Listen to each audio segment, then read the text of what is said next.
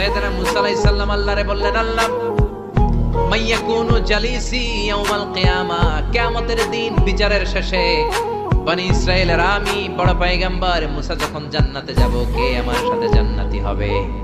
আল্লাহ বললেন, সাহিবুকা ফিল জান্নাতি জাজ্জার, তোমার সাথে জান্নাতে ঢুকবে বনি ইসরাইলের একজন কসাই। কে? কসাই। সুবহানাল্লাহ কইবেন না? একজন কসাই যাবে। মুসা আলাইহিস সালাম বললেন, কি রে, আমি এত বড় নবী, কোন নবী যাবে না আমার সাথে, কোন ওলি যাবে না, কোন হাফেজে কোরআন যাবে না, কোন আলেম যাবে না, কসাই যাবে কেন? আল্লাহ বললেন, দেখে আসো কেন যাবে কসাই।